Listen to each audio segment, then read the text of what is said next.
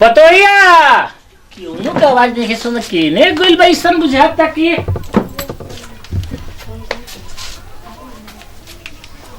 बाबूजी क्या कहता नहीं कहाँ आवाज कबे से देते तेरे सुनात नहीं हो। बड़की दीदी पूजा करत रही हम घरवा में रहनी और कहता नहीं ना तनी पैसा दी ना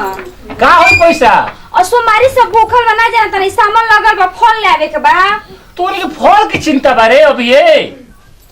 का बाबूजी कैसे कहता नहीं भूखल प्यासल के वैसे मरी फल फूल ना खाए के हो हम अभी चिचिया करे तो पतो हमरा के पहले खाना दे तू सर और पहले पेट पूजा हो और तोरी पहले ही फरमाइशी अगल पैसा के तो सुबह है बाबूजी अब चाय पी के गईनी है यहाँ और देखने दुगो बिस्कुट को खा लेनी है हमनी के पूजा करते नहीं पूरा दिन वैसे बीत गल शाम हो गइल बा ना कुछ ले नहीं है चीनी है घर में कुछ नहीं के बस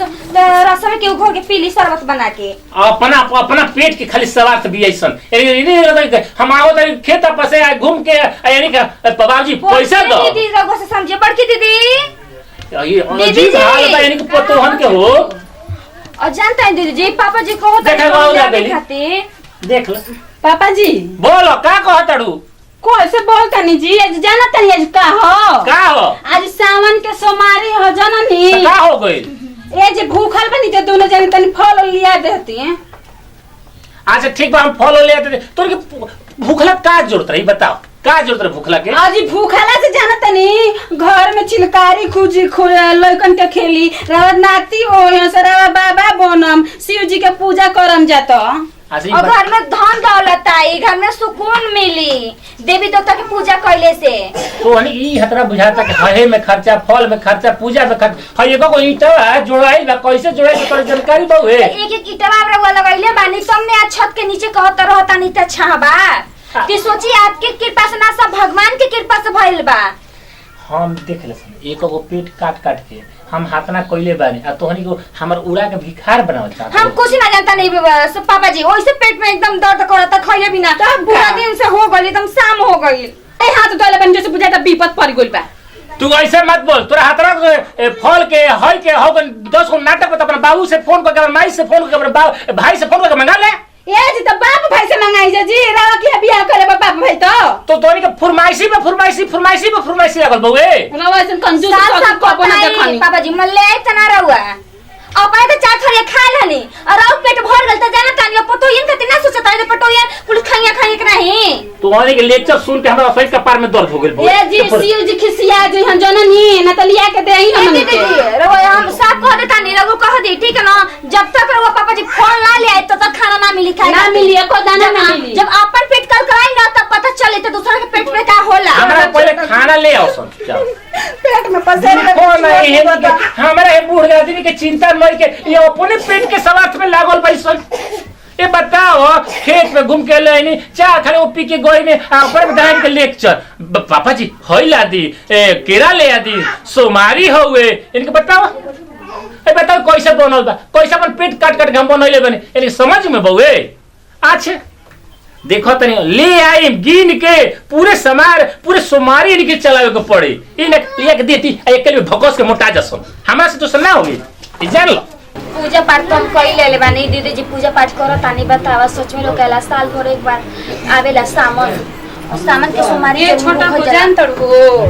घरवा के तो पूजा पाठ हो गइल तो हम चल शिव जी के मंदिरवा तो हो है तो पैरवा रंग दी होने रंग रंग तानी हां ला रंग तू रंग चाहे हम रंगिए कहि ना बाहो सुन ना माने तो हमें रंग बाबूजी भेटई है नु त तनी कह दी हनु कि तनी 1 दर्जन केरा ले ले हेमा डाला ना छोटको हेमा ढार देखो तानी गोई ओही में ढार दो ओही में से रंग ठीक बा जान तो छोटको आदर बबा ना लौकल हन केना बोल बन हो हैं जाई ना दीदी अब जानता नहीं सामान में कितना नहीं कर मिला जी पूरा बस सब कुछ घर बनेला हां हो तो यार पूरा ना मिली आज तो भूखले मरे के बाटे नु आ जाई दे भगवान की कृपा से शिव जी के हमने सब कुछ बा कैसे गोर रंगेली होय के छोड़ले भाई माने आधा गंगा जी बह जे है आधा रुक जई है जाई रे बाप इनकर गोड़ रंग हम जाई हरे मौसी देखो तनी रंगाइत रहो ऐसे रंगत रहल ठीक तो कालिए मैं हमरे के बना दो ल जान तोड़ू हाली हाली रंगना मचल जा तो कुमारिया के मायोरी जा तड़ी से हमके पिछुआ ना जाके हो गोविंदर बहू के देखले रहनी दीदी जी मानम ना हाय हाय हाले में हदी देखले रहले। अरे तो का करबू हमनी कैसे ना घर में आए गोल बानी जा ससुर ऐसा कंजूस बाड़ा कि एगो रुपया दे में मोह जा हमर बाहर जाला त नेता विधायक बनल रहना और घर में पतोही कुल खइले बिना मरत ना देखिना ई के नहीं के तो थोड़े ना जानम और दूसरे के यहाँ जाए ना तो पापा जी क्या कह बहुत बढ़िया से आमा जी रही कहो छोटको आमा जी रही तो केतना हमने के करत रहे म चीज लिया के दे देत रही जाए खातिर सास ससुर के सास के राज में जो मिल जाला उस ससुर के राज में ना मिलेला मर्दे के राज में मिल जाला उ देवरान जेठान के राज में ना मिलेला ये दीदी जी गलत मत समझो चला खूब तू हमर थर की लेवेलू ना आ जाइए दीदी जी टीक बुनी दो हां हो गई नु अब हटी हम और रंगली जल्दी से लेट हो जाए हम सरिया के कुल लेके आओ तने भंग मान लो चलो जब लेट हो जाई हम रंग लेत बानी जल्दी से का करें आ जानता नहीं दीदी जी हां छोटको डोलचिया मंदिरों में से का लेता सब सरिया ले बनी हो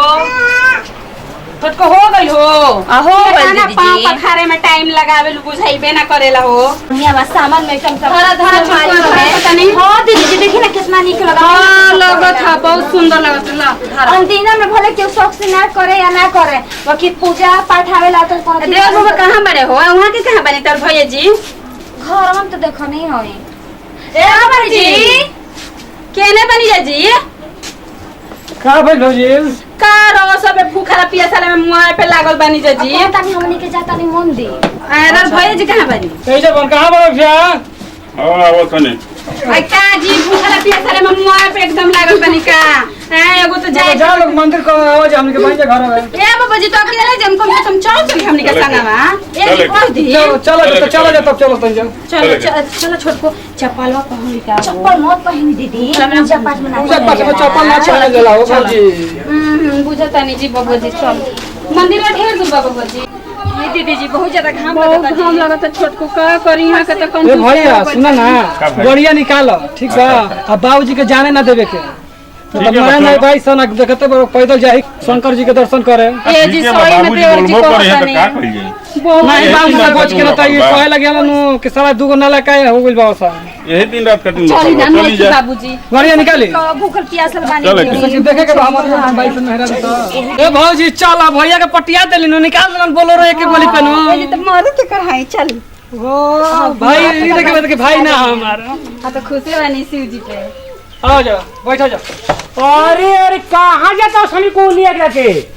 अरे बाप रे बाबूजी बाबूजी बड़ा घाम उगल देखो तो ना लिया जा सकल सन देखो तोरा घाम कैसन उगल बा एमे देखो तो देख चर घाम में तोरी आग लगा दे बसन का है समझ में लिखा दूर जाए का बहुत बोलोरो इस कर में बसन बाबूजी आवत है मात्र भाई बताओ आज बोलोरो पे चलती है कर टेम्पू चला रहा है रिक्शा वाली के स्कॉर्पियो पे बोलोरो में घुमा होता है धन में आग लगा है दर्शन करे बाबूजी जाता ई कुला बोल जाला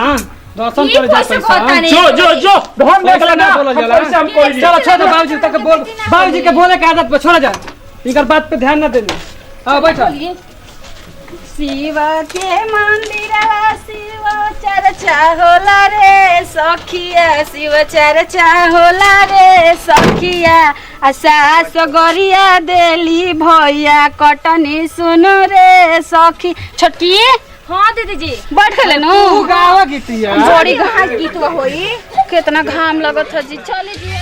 बोला बोला शंकर भगवान की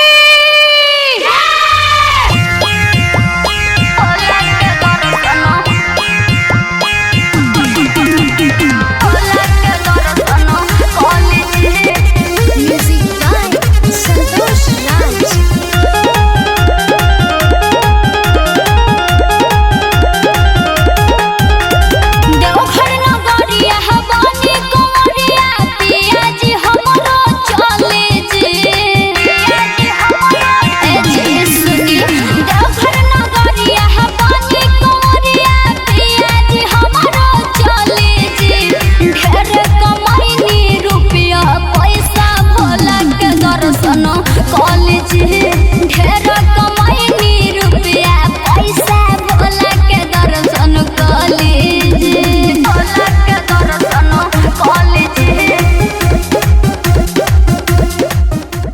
धनिया गुनी जे मंदिर में। अरे बाप रे बाप धनी कहतनी जी रात काहे भौजी तोहरा का भौजी ना कहे बुझला जी पूजो पाठ में देखो तनी का कहतनी कोहे दसन भौजी कोहे दीजा ए जी ओहरे से उतर जाइए भैया हम तेज हवन ड्राइवर हवन हां ये बाबा जी तनी आई खूब दादा चक्कर करू क्या करी जी भूखला पिया पूजा में मन नहीं खेला का भौजी अजी सुन तनी जा बुझाता कि गड़िए में बन्हा गल बन जाए आवत है ना खिजा जी चल चलना ए कोनिया चल चलना शिव से सुंदर लालवा तू मांग लिहना शिव से सुंदर लालवा तुम मांग लिहना थाको थकता है मुनि जा कर छोटको गेट खोलो जय हो शिव जी गलती के माफ करिए क्षमा करिए तो गलती का पहले बेड़ मन तनी गलती कितना बोले के चलो जानता कांदने चलो शिव जी चलो छोटा को जल्दी जल्दी पूजा करी जा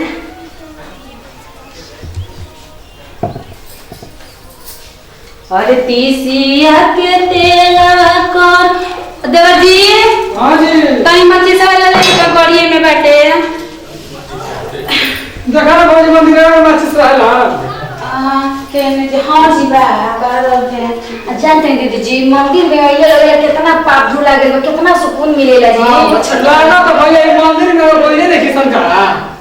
इतने को बजे अच्छा दी आदत बा बोले के इन छोटको देखा ना लोड़िया लगावल शिव जी के हां लगावल पानी ये वाला लगा दे दीदी जी हां ठीक है ठीक है शिव जी के गलती के माफ करिए क्षमा करिए बुद्धि दिए ज्ञान दिए आगे परिवार बढ़ैया हां हमारा छोटकी के जल्दी गोद भर हमरे दीदियों जी के जल्दी एगो भाई हां अभी तक बच को घूमता मसा में पीछे पीछे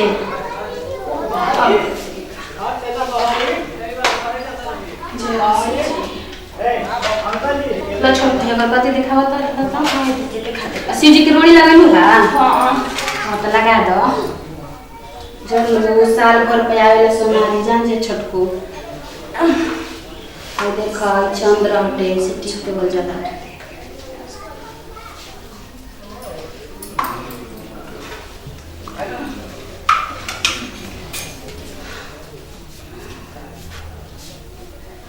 ये छोटको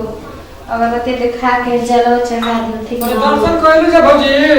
अजी रहो सब के दर्शन ले ले जा का रहो सब हमनी के तो करबे करम जा बिना शंकर जी के दर्शन कइले हमनी के जाई जा हां सर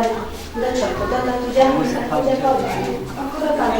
आ तो भयो जी के आवे दे अपन आ हिने आ जे हां भैया ए दुलहिन कुल चीज तो हमर उतर शिव जी से मांग लेनु कि हमार ससुर जी के कंजूस से छोड़ा दे शिव जी जानत ना बानी हमार ससुर जी कैसा बानी शिव जी के बताइले कौन जरूरत बा हमनी के भले ना जानता नहीं शिव जी सब जानता नहीं हां बोल कौन यही तो ठीक है कहल लोग क्या कह रहा है सबसे इंसान छिपा लेगा भगवान से कबो ना छिपा पावेला जान तो कनिया हमरा बुझा तो नु कि रेखा तो माई होली कुल चल गोली सका अच्छा जी मंदिर में पूजा करके चल जा ए एती हर महादेव हे शिव गुरु बुद्धि दिया ध्यान किया सारा कम संकट दूर करिया आरती वाला गीत गाओ ना हमरा याद रहे भुला गनी गाय दे जी मन साफ बता सब कुछ बा तोरा तो कुछ नहीं याद ना तो छोटी सी ले सु तो है जी डाले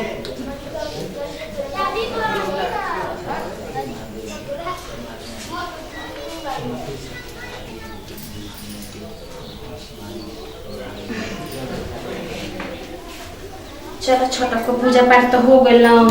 हां जलवा चढ़ा दे दू चढ़ा बता नहीं हां तो चढ़ा दो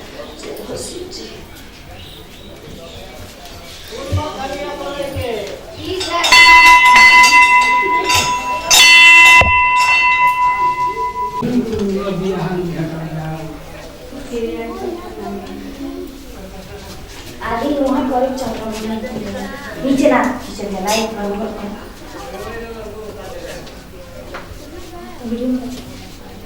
छोटो तब तो घर मांगे था तब हाँ जो बस सिंधु ना लगनी दीदी जी भूल गई नहीं और सास बोतल ना गाड़ी तो सिखाई के हां हो गया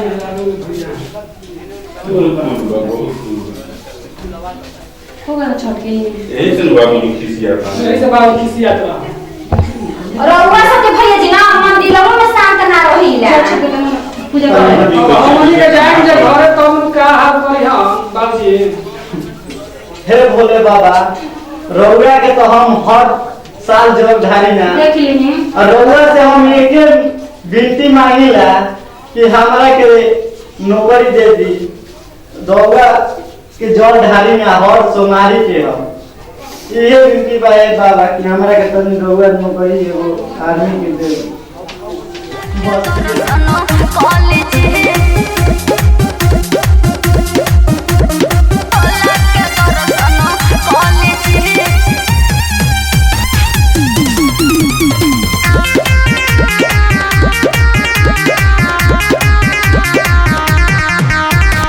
लोग जाला देखे के धुआ कलर में रउआ मन मारी काहे बैठल बानी घर में बैठल बानी घर तने धर त तने गुण लागी पूजा पाठ गुण लाग तुम जी आशीर्वाद दी जी भगवान तहार मनोकामना पूरा करस जवन मांगलू तवन मिले हां अब देख ल गोर लगता नहीं भैया खुश रही बाबूआ जी खूबे मेहरारू के भगवान जी गोद भर हंस गाना में चल गो लइका दर्जन के चलस कुछ होता नहीं दीदी जी खुश रह बढ़िया आशीर्वाद दे चल पीछे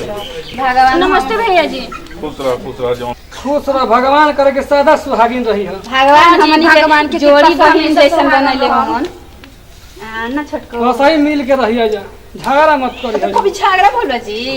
चली जे चल के ना घरे हां घरे चल जाना बाबूजी वेट करत हो जान अब लाठी ना लेके पड़ आइबो कम मारे खातिर ए शिव जी अब ना आइबो हमर घोड़ावा पिरैले शिव जी अब ना आइबो प्रणाम हम काजल सिंह बोलता नहीं नमस्ते प्रणाम हम बानी प्रियंका प्रीत नमस्ते प्रणाम भैया हम दिनेश फैशन नमस्कार भैया हम रतन लाल